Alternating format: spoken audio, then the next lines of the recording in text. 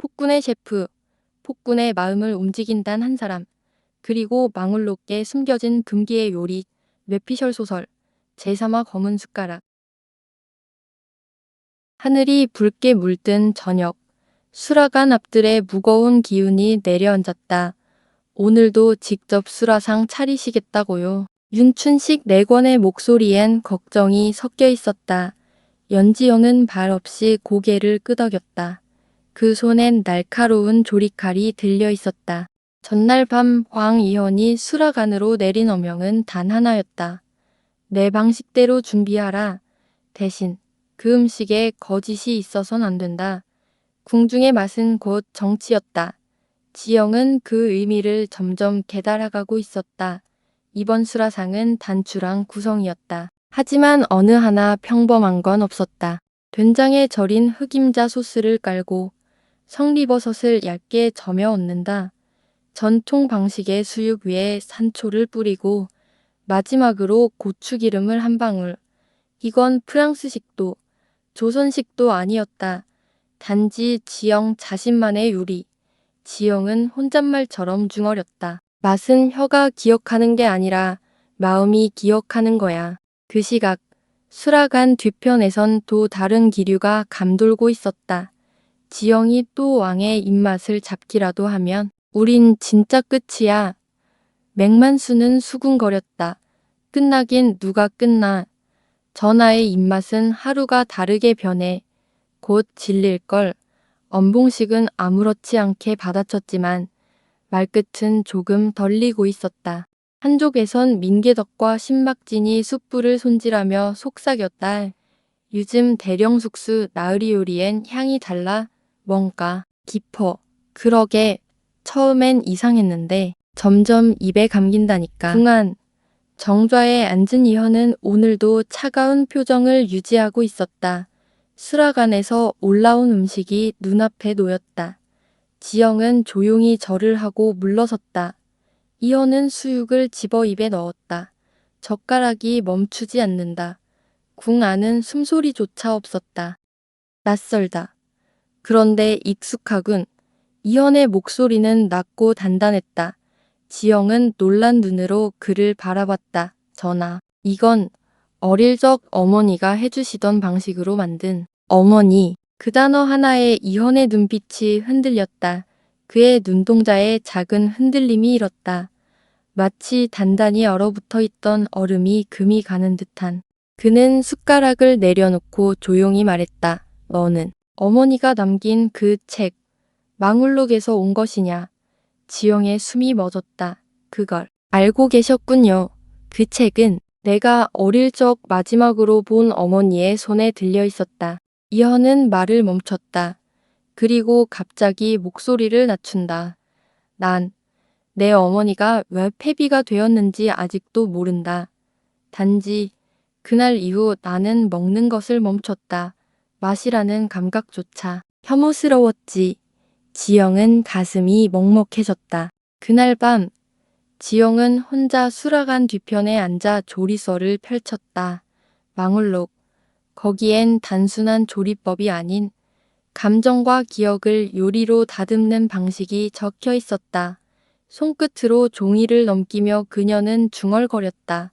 이건 요리책이 아니라 기록이야. 그 시절 누군가가 남긴 마음의 기록.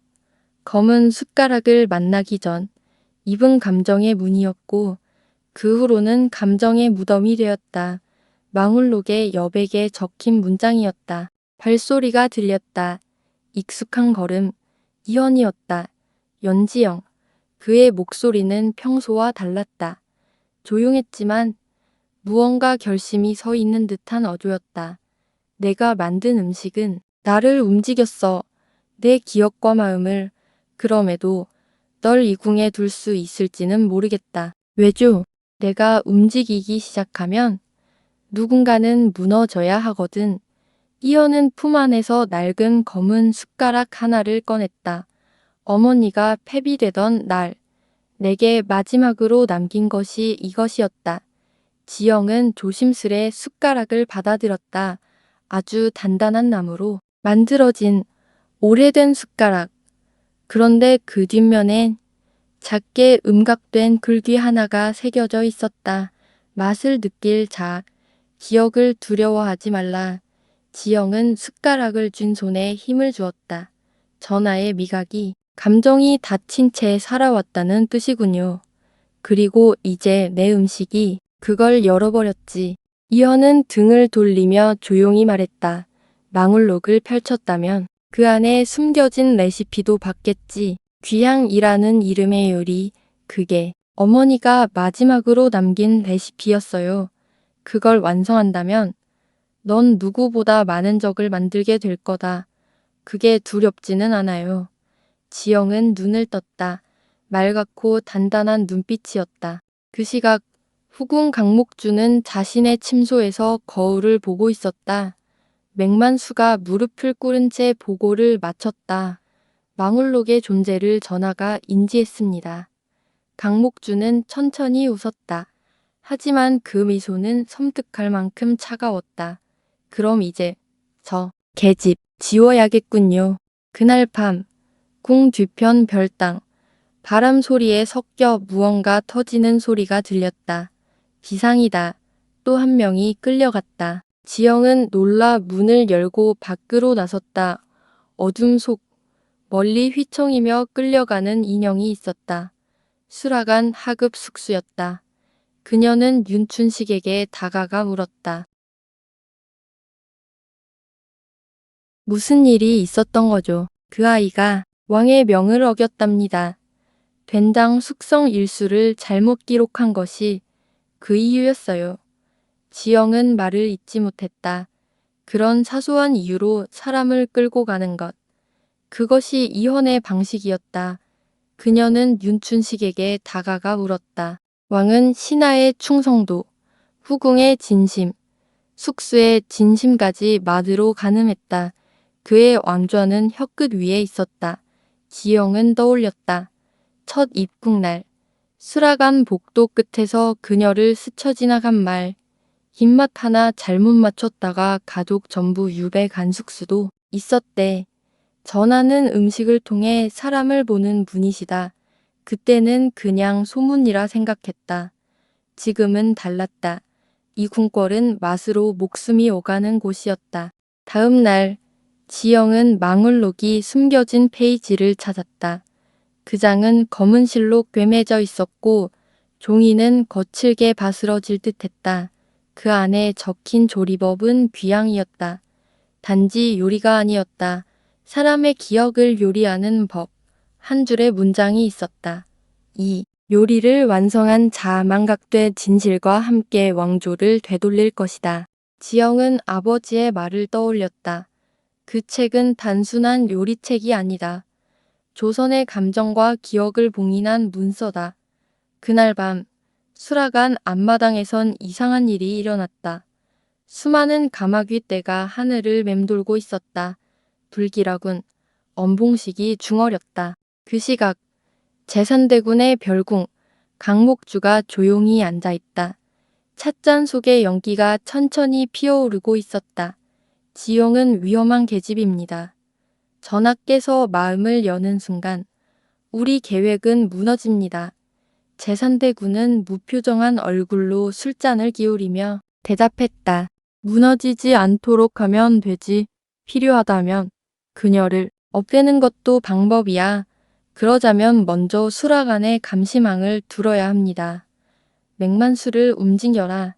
그 아이는 마음이 약하다. 조금만 유혹하면 길을 열게 되어 있어. 강목주는 고개를 끄덕이고 자리에서 일어났다. 그녀의 그림자가 벽을 타고 천천히 사라졌다. 수라간, 모든 숙수들이 지영의 작업을 지켜보고 있었다. 그 누구도 말을 하지 않았다. 맥만수는 조용히 지영 곁에 다가가 물었다. 이 요리, 위험한 겁니다. 압니다. 그래도 해야 합니다. 전하의 어머니가 폐비가 되시던 날 마지막으로 드셨다는 요리. 그게 귀향 아닙니까? 지영은 놀라 눈을 들었다. 어떻게 알고 있죠? 내 어머니가 그때 수라간 하급 궁녀였습니다. 폐비마마께서 남긴 그릇을 닦던 사람이었죠. 그 음식은 향이 강렬했고 따뜻했고 그리고 아주 슬펐답니다. 지영은 아무 말 없이 그릇 위에 마지막 고명을 올렸다. 마음속으로 말했다.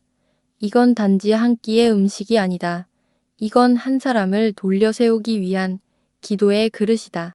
그 시각 이현은 서고에 홀로 앉아 있었다. 그의 앞엔 오래된 금박 공책 하나. 거기엔 어린 시절 패비가 되던 어머니가 남긴 글들이 있었다. 사람의 입은 거짓을 말하나 혀는 속이지 못한다. 그는 마글록의 첫 장을 다시 펼치며 중얼거렸다. 윤지영, 내가 그 책을 다시 연 순간 이 나라는 다시 흔들리기 시작했다. 그의 눈빛은 흔들리고 있었지만 동시에 결심으로 굳어지고 있었다. 마글록은 왕조의 해방문이자 멸망문이다. 열릴 준비가 되었는가. 그때 궁녀 하나가 달려와 무릎을 꿇었다. 전하, 대령숙수가 귀양을 준비 중이라는 소문이 제산대군 측에도 전해졌습니다. 이현은 조용히 일어났다. 지금부터 그 누구도 그녀를 방해하지 못하게 하라. 수라간을 폐쇄하라. 전하, 그러나 내가 직접 유리를 받으러 가겠다. 그는 칼을 쥔 듯한 손끝으로 검은 숟가락을 만지작거렸다. 폭군의 셰프, 오늘의 이야기는 여기까지입니다. 재미있게 보셨다면 구독과 좋아요, 댓글도 부탁드려요. 시청해주셔서 감사합니다.